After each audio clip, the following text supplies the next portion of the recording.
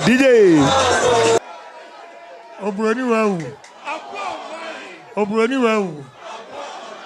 Obroni wewu. Yo, Madam Asi.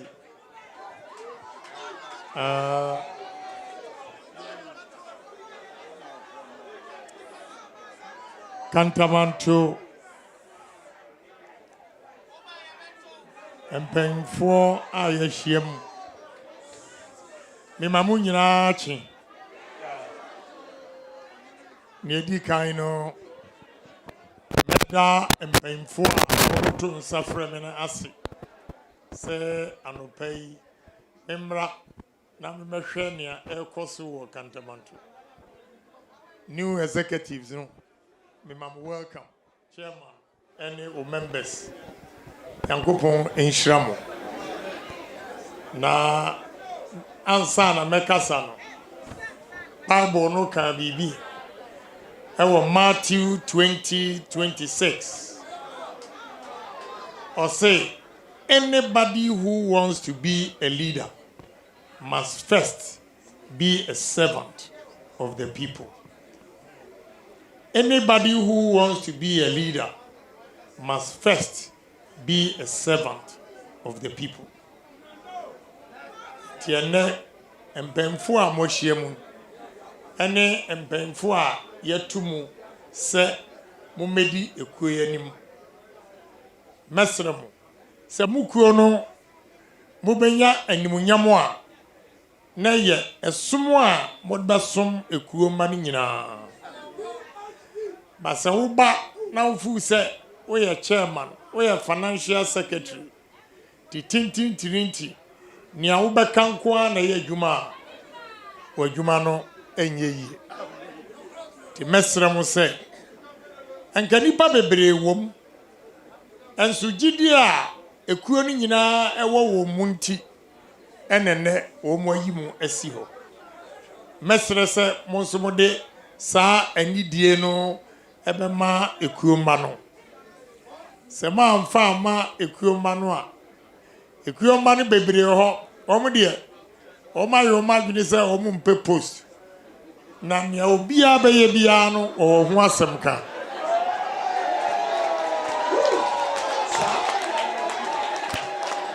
ndiye ya sa dia se wa mfa anidie ama wo mu a na afidie na wo masum no makotom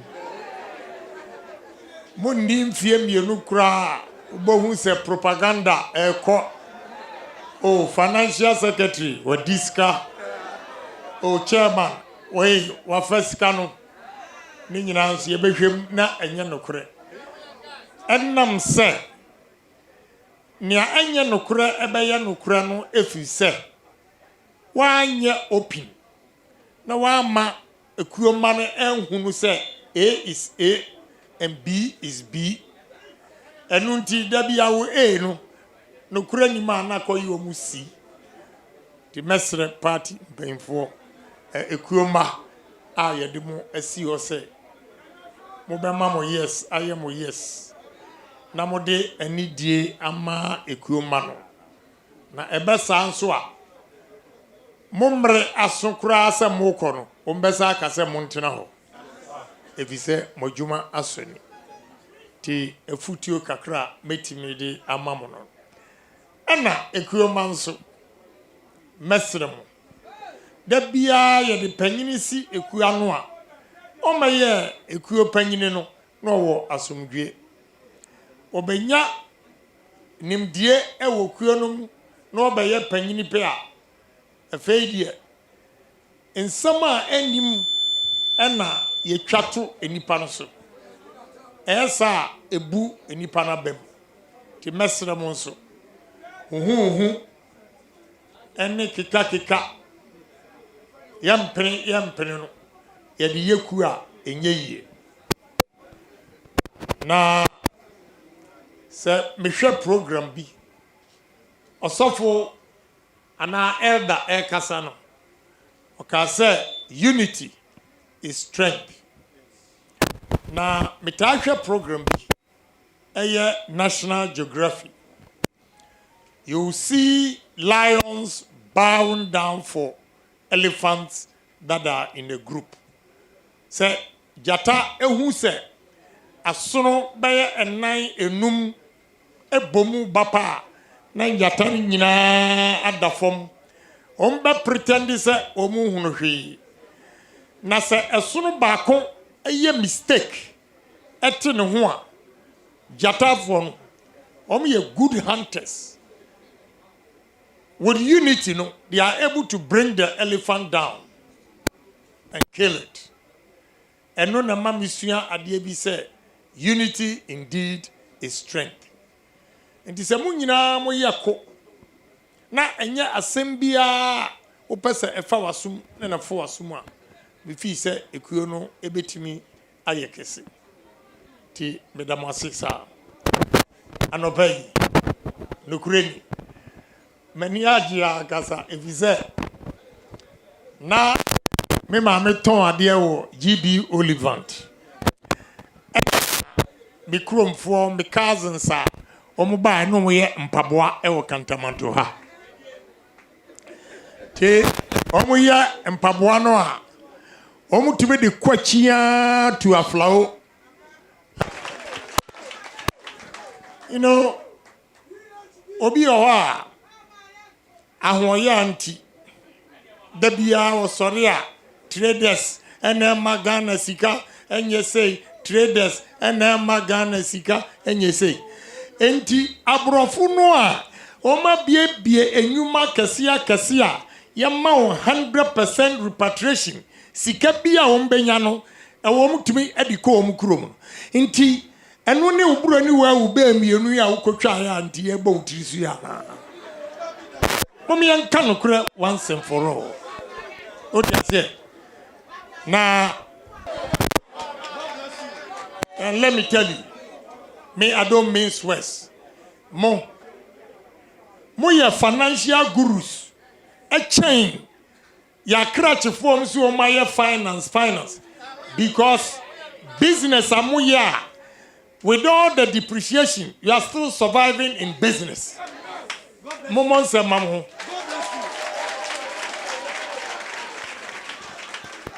Sir, I believe in one thing, sir. So on my bay year, and your book unko. Ahaya ni ejinai. Samu kam honne. Mutia tuyape abana sumbeshi. Abana sumtino nukureni. Mojuma moye ne dia esani.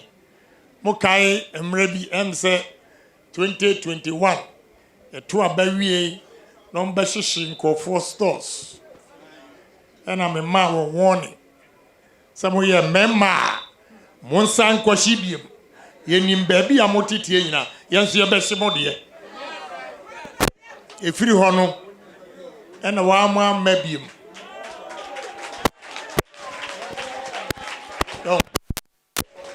enti adwuma moye edibua Ghana no ye ni so na da bia no ye bebo mo chidom ya make sure say because you obia na betimi ato atade mono it is a policy bi ayakofa ba say ye see ye be ye brand new cars wa ha enti obi a oton used cars no ye be man tax akese me bisa aban ne say enti ndizamfo ba bi omo no ye nton use engines bibisa aban ne say enti America ye brand new Ford and hono hands point why you ton use engines no ye twema na you know ya buying na say you take a decision. You don't think of only big businesses because in American economy the small businesses no omu control a farm so hanso ha obi ton ade kakra no a ye ni so of these new companies omu timi mani pejuma te senia mugu hai what you say and so on my team when we are taking decisions we take decisions against our own citizens in favor of foreign investments. How? We are going to change it.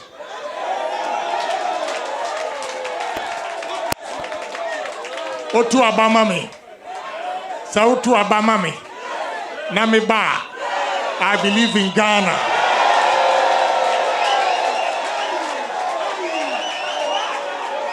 Ghana first. Nese Ghana first dia. Neche se eyewu first. Ti mesramu. Ni Amerika twatu oni se nukureni. Oman mu ayedin. Mi magina ha enka nkyerɛ se enyedin. Ba na mmom no ewiase bebia so ayedin. Te megina Nana Akufo-Addo anam na mapam kyɛw na monya abotre te sania monyan abedui na yewa yɛhyem sɛ yɛbɛtoto nnuama no yie ama sidi no a stabilize minim usikashi misikashi but ebi di debi achi me anso me di ashi say me da me di mani hwɛ ceiling saa enokura de ɛda hɔ a ɛwɔ sɛ woka nokura ɛda hɔ a ɛwɔ sɛ woka bɛmmom no ɛhye na sɛ ahokyere aba no nokura ni ɛnyɛ sɛ MPP amomodene but ewiase enne yakura de eti a yenne mehwɛ CNN Europe for one country in the whole world etimima economy ni nyina asesa Ukraine omo grains a yamfa nsa wheat ene ye de call ye flour ewo North Africa and the whole of Europe no ene Russia say omano enkobi enti no aduane bo sania asi aye den ewo sa area no wo hwɛ mimi say ene ba bia medre wo ma me brodo a mempɛ efi sɛ brodo ebe ma me pressure akosoro aduane no starch wom ebe ma me sugar akosoro te me de eno aso amam bode eni kontomre onse wo sere time yesano ni afi se o ye ho a kire ye nti na ye di bode ena me nya sika ya anka me di aduane e dan so no eno so mentimi ni bi masa akobode India ni kura de Nyankopon akra eni se empayinfo se wa obiri wukru me ya na eko na yemfantu yemfo Ghana fo refi ni oye nyina ye de abufuo kotoi ena president Kufu adwuma papa oye nyina NDC ebese no ena yetiri nso anye ye covid aba Russia Ukraine war etoaso enkoi efe kura na war no mu ayeden efe kura na ebe yeden kese bamoma nukureni my yes is yes my no is no o hwe adwuma president Akufo-Addo aye ewo Ghana hai emi nwanwa se within these few months Ghana for ye wura fi ya nhwe ni yi a ye besa de nsa agueti ti se 2009 enam propaganda nti ti mesrem o man ni mo ayeden me maboka ehye me ho ene me megina han kan kire se o man ni mo nyeden bania me pese wuti ase ne se ahokire ba ene yesua nyansa ene be kire MPP for se debia ye koto beton emu ene ayi asase wantam meda ebono kopren pusiga enra me ko aflawo asase e da ho na ye ntimi enye manufacture ye process ye ndua na ye process ne yanso ye ntimi export to say Ukraine one country a ene ne sayara me feel say utie Nana speech in one. The last year car say maize, rice, in your toothpick. I mean, you're gonna hear to say toothpick. Yania breso, near we trapia. Trapia. Ah, you bet me the trapia no, I hear toothpick. And the son you my way, I won't children air banu, and the baby who said, oh yeah, yeti way, yane yeti a sin dump him near wa jongo. Yawo kubangwa, kubeno, mukisa nese ekasianwa, deye. Yes, sorry. And now, ya brofu. Ebro. Corn oil. Adia ye betimidi ebrayen. You have no idea. Timothy said, Sa hu chire ya abai, ebema yesua nyansa. Nti mesrem. Se mubenya abutre. Nti bomoden Uton broni wewu no a tie ni ye wo ya brantie na opese unya sika wo wiase a enya adwuma baako na aye nya adwuma baako o ka Agyapong mame ganjiro me emra me wo secondary school na me ton ade e wo okanshi me beje me ma me nneoma no bia na ma hyehyɛ wo board so me nama na me dichi yes pick a chocolate tatra nazet yes raw what you say e free hono and I'm graduate here na ye ton opanyiri kwaku kire ye call malata ekofa bucket o ton lead bass na hunters no abofo beto ekobobo e de ye etua boba beton crocodile machete ni nyina no maye bipen the mesrem. I know the problems and I'm there with you, and if you give me opportunity I'll be there with you.